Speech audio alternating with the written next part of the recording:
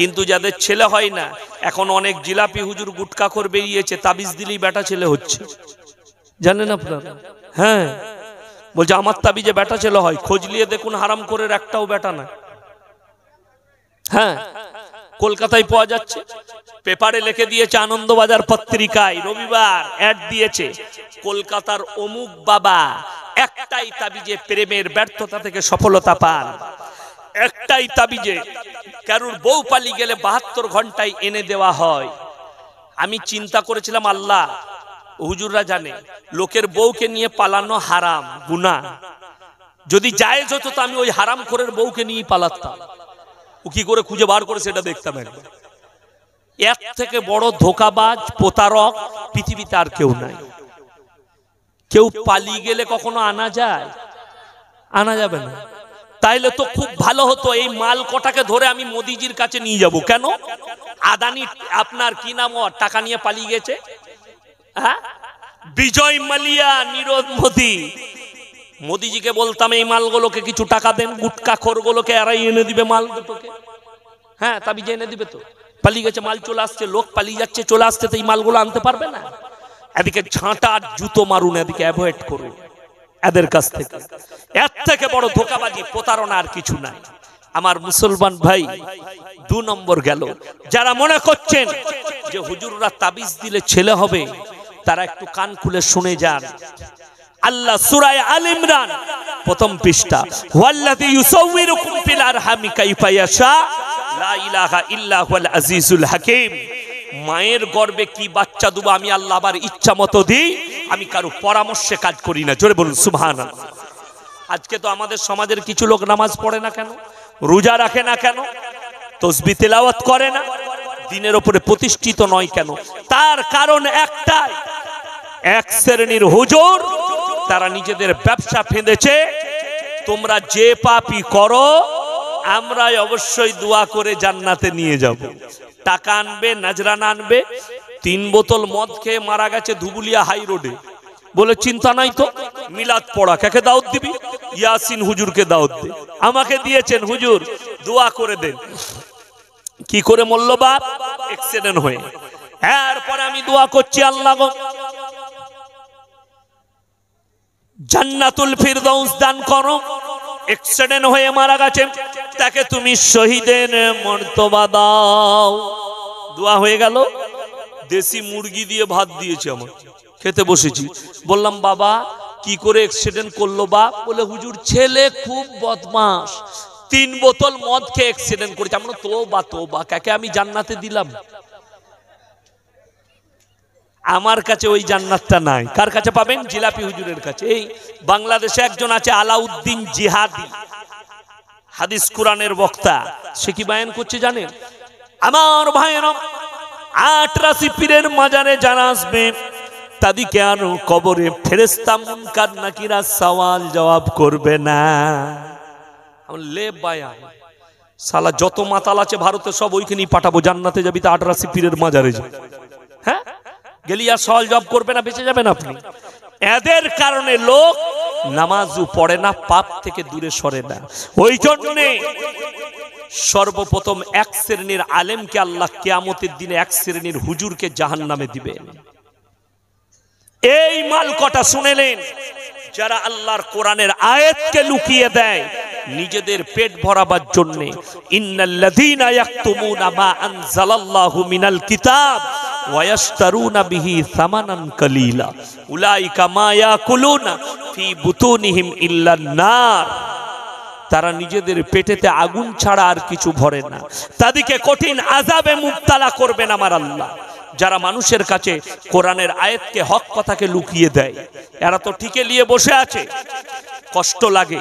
আল্লাহ নবী সাল্লাল্লাহু আলাইহি সাল্লাম নিজের চাচা জানকে কলমা পড়াতে পারেন, নিজের চাচার জন্য দোয়া চাইতে গেছেন, দোয়া করা নিষেধ করে দিয়েছেন আল্লাহ।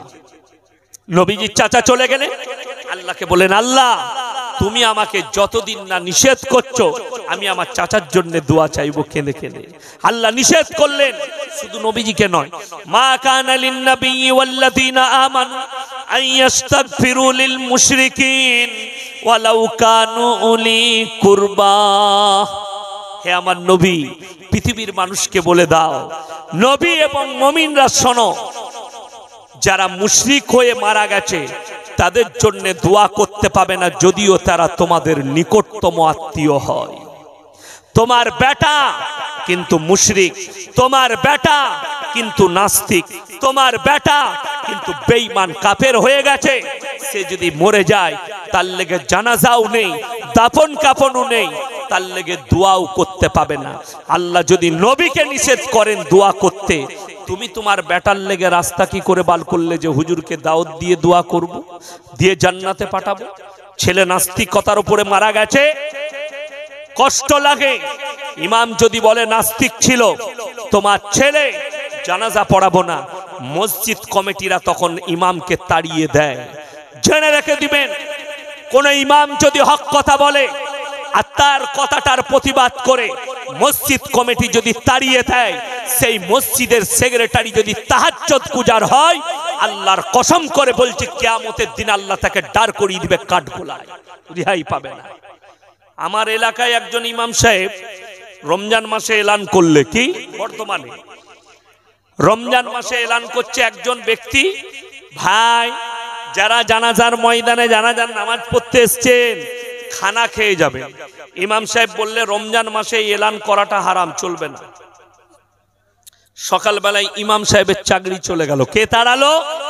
মসজিদের মতওয়াল্লি আর সেক্রেটারি আর কেসিয়ার। বেরিয়ে যাও। আমি ইয়াসিন বলে যাচ্ছি, এরা যদি তাহাজ্জুদ গুজার হয়, সেই ইমামের কাছে যদি ক্ষমা না চায়, এরা যদি ইস্তেগফার না করে, কিয়ামতের দিনে এরা রিহাই পাবে না। লিখে নিয়ে যান। আজকে তো কষ্ট এটাই, আপনি আপনার ইমামকে হক বলার অধিকার দেন না। বীরভূম জেলায়, আমি জায়গার নাম করব না, ইমাম সাহেব জুম্মার দিনে সুদের বয়ান করেছিল। কিছু হারামখোর রাত 12টায় ইমামের কামরায় গিয়ে হুমকি দিয়ে এসেছে, সুদের বয়ান করতে পাবে না। তুমি ইমামের কলারটা ধরলে, তুই যখন কবরে যাবি তোর কবরে শুয়োরের ছানা হবে আর ফেরেশতারা লাত মেরে 70 গজ নিচে ভরবে, তখন তুই কার কলারটা ধরবি বল? কথাটা বুঝতে পেরেছেন না পারেননি? মানুষ কতটা দুর্বল শুনেলেন। আল্লাহ কোরআনে বলেছে, ইন্নাল ইনসানা খুলিকা হালুআ, আমি মানুষকে অসহায় আর দুর্বল করেছি। তোমার দুর্বলতা শুনে নাও। ওয়ালাউলা ইজা বালাগাতিল হুলকুম, তোমার মৃত্যুকে টেনে যখন তোমার হালাকে নিয়ে আসবে, তোমার কোনো বাপের ক্ষমতা নাই আর তোমার কোনো শক্তি থাকবে না। তোমাকে বাঁচিয়ে দিই, তোমার ডাক্তার, তোমার পৃথিবীর টেকনোলজি, কেউ তোমাকে বাঁচাতে পারবে না, কেউ তোমাকে রেহাই দিতে পারবে না। লোহার ঘরের মধ্যে প্রবেশ করলেও মৃত্যু তোমাকে গ্রাস করবে। তৃতীয় নম্বর, রুজির মালিক সকলে বলুন কে? রুজির মালিক 1 নম্বর হচ্ছেন কে? আল্লাহ। আল্লাহ যাকে ভালোবাসেন তাকে বেসুমার রিজক দান করেন, রুজি দান করেন। আমাদের সমাজের লোক মনে করে টাকা থাকলে সুখ পাওয়া যায়, তাই না? টাকায় সুখ। যারা ভাবছেন টাকা যার আছে সে সুখী, তো সব থেকে প্রথমে বলবো, কলকাতায় সকালবেলায় গিয়ে প্রেসিডেন্টি জেলে গিয়ে পার্থবাবুকে জিজ্ঞেস করবেন, স্যার টাকায় কত সুখ? উনি বলবেন আপনাকে, বেরোবে আমার যা হচ্ছে তা আমিই জানি। ঠিক কিনা কথা বলেন? টাকায় সুখ নেই। আমাদের সমাজে সব থেকে কম বেতন কার? কথা বলে না? মওলানার ইমামদের সব থেকে ভালো দস্তরখান কার? ইমামদের। আপনাদের জন্য কি করেছেন? শ্রোতাদের জন্য খাবার, খিচুড়ি, খিচুড়ি। আর আমাকে কি ভাই খাওয়াইছে ওটা আমি বলবো না, কি বুঝলেন? আমাদের দস্তরখানে কি ছিল ওইটা বলে দিলে আপনারা অবাক হয়ে যাবেন যে আল্লাহ আপনাদের দস্তরখানে এত কিছু, এটা আল্লাহ জানে। এরপর শুনেলেন হাদিস, যারা আল্লাহর রাস্তায় থাকবে, দিনের পথে থাকবে, আল্লাহ তাদেরকে মৃত্যুকাল পর্যন্ত ইজ্জতের রুজি দান করবেন। জোরে বলুন সুবহানাল্লাহ।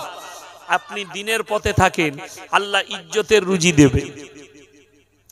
ঘরেতে বউকে কতবার বলতে হয়, কই গো ভাত দাও, গো ভাত দাও, ভাত হয়নি, বলতে হয় না? হয় না? আচ্ছা আপনারা বলুন, আপনারা যদি কোনো জায়গায় জামাতে যান, কেউ কি হাঁকাতে হয় যে ভাত দে? কি খাঞ্চা লেগে থাকে, ও ভাই কোথায় গো, তাড়াতাড়ি বসো, খাঞ্চা রেডি হয়ে গেছে। এটা আল্লাহর তরফ থেকে। জোরে বলুন সুবহানাল্লাহ।